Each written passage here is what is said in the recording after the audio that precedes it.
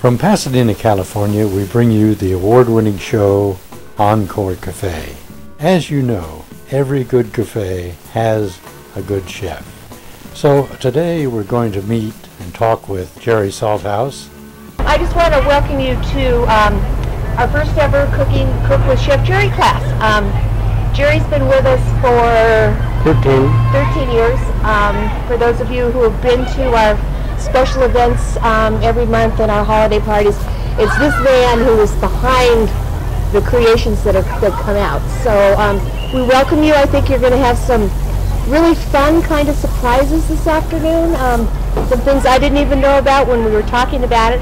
Annie's going to show you how to cook a very elegant meal for very, very little money. You're going to actually have that meal, and you've got the recipes and the cost to take home and try it at home. So again, welcome, and we turn it over to Chef Jerry.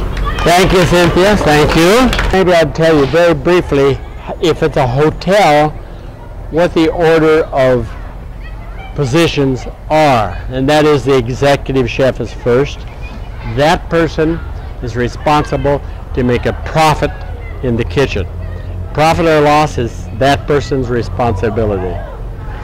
He negotiates with customers. He talks to somebody who's going to come in, have a luncheon or a dinner for 100 or 200 or 300 people, sets up the menu, determines the price, negotiates the price. That's what the executive chef does. And at the end of the month, there better be a profit there for the hotel. Because if they're not, that chef goes down the hallway and out onto the street and looks for another job. So there must be a profit. That's what his responsibility is. Then the normal chef, the regular chef, he's responsible for actually cooking the food. The sous chef, that's the executive chef. He's the big shot, talks to all the customers and so on, is responsible for all of that, but he doesn't really cook. He doesn't have time to cook. He's training the cooks, he's making the menus, making the recipes, talking with clients and customers, but the chef under him is the one who actually prepares and cooks all the food. And under that chef would be a person called the sous chef, S-O-U-S, sous chef, the under chef. That person prepares most of the sauces and the gravies and the au jus and all that kind of stuff. And then there's the broiler cook, the saute cook, which we're going to talk a lot about, the saucier, who makes only the sauces, the garde-manger, oh, a bunch of fancy words, mostly French, right? Garde-manger, blah, blah, blah, blah, blah. He handles hot and cold food, and makes all the fancy stuff for the buffets. He takes an apple and carves the apple and makes it into a bird, and he puts it on the buffet. He carves the ice and makes it into a bird or the logo of the company or whatever. That's what the garde-manger does. So there are all these different divisions. There's a fry cook and the grill cook and so on, and each one has their job to do. What about the chefs? We dress kind of funny sometimes, don't we? We have, if you're an executive chef, you think you're a big shot, you know. We have the black pants and a nice white apron and a nice white jacket and a kerchief and a big hat. What's all that about? The big hat was created because in the kitchens a couple hundred years ago it was very hot, very hot. There was no air circulating in there. So we put a tall hat on so we could have a little bit of air between our head and the heat of the kitchen. And the kerchief. You cannot have air conditioning in a kitchen. It would be really nice if you had air conditioning, but we can't do that, or it'll make the food cold. So we have air exchange, fresh air coming in and going out. We're very pompous, and we think we're very special and so on. Maybe we are, maybe we're not. And some chef says to you, "Oh, I have this secret recipe for chicken piccata. Baloney. The minute he says that, you can forget about anything he or she. Forget about anything they say after that. There are no secret recipes. I mean, we've been cooking food for hundreds and hundreds of years. How can there be something secret? So I put a little more oregano in than you do, or I put a little more garlic in than you do, or I put a little more thyme in than you do. That's my secret? What kind of a secret is that? It's a bunch of baloney. What is classical food? Classical food is anything that has been prepared for 50 years or longer and published in recognized publications in our industry. Could be magazines, could be books, whatever. 50 years or more. For example, Eggs Benedict.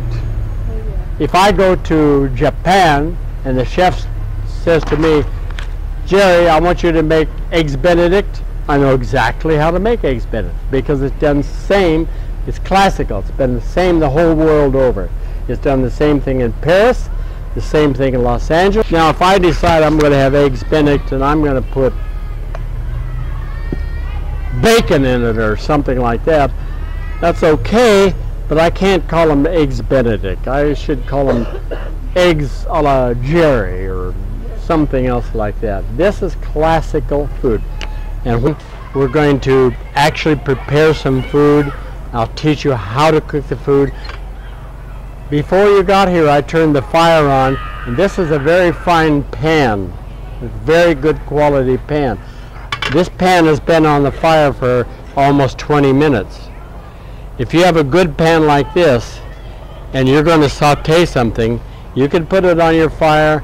If it's dry, and if it's clean, you can keep it hot for 20 minutes, 30 minutes, an hour, 2 hours, doesn't matter. If it's dry and clean and it's a good commercial pan, you can do that. Because cooks generally don't know this. What is saute? Saute comes from a Greek word that means to shake in fire. So when we saute something like the chicken breast that we're going to do here in a minute, and I've got yours all ready for you, but we're going to saute this. And we'll be shaking it in fire. Now, you don't want to do this at home because the fire alarm is going to go off. And I've done it myself at home. And I've done it in one of the small rooms here. And I do this demonstration, and before you know it, the fire alarm's going on. But if you're going to really saute, it has to be done this way.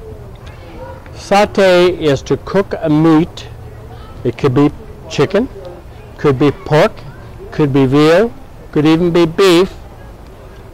You saute it in a hot pan in some kind of oil. That oil could be butter or olive oil. In my case, it's a half and half olive oil and butter. And you saute it and you add the wine. And why do you do all that stuff? Because you like wine, huh? No. Much more important than that. You do that because when you add the wine to the pan at the right temperature, you get a fire, and that fire makes a chemical change, and there's no more oiliness or no more greasiness in that pan. Even though I used olive oil and butter, it's totally gone. And what do you have left? You have the meat left.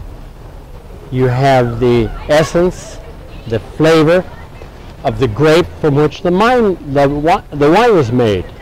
You don't do that because you want to get drunk and drink the wine. No, no, no, not at all. You put it because you want to burn off the oil and you want to leave the flavor of the wine that was there. See that fire? That fire leaves the essence or the flavor of the grape from which that wine was made, and it gets rid of all the grease and all of the oil, and it's just pure. Now we're going to serve the dinner. So let's bring the warm plates up here. It has chicken broth. It has a little minced onions and a few a few bay leaves in it. Yeah, that's it. Now, if you'll dish up that, I'll dish these up, and we'll give everybody their meal. And the capers give it lots of flavor. And capers are a little berry that comes from a bush and has a very distinctive flavor. So who's gonna? Me. You're gonna do it? What, sir? Yes. Sure.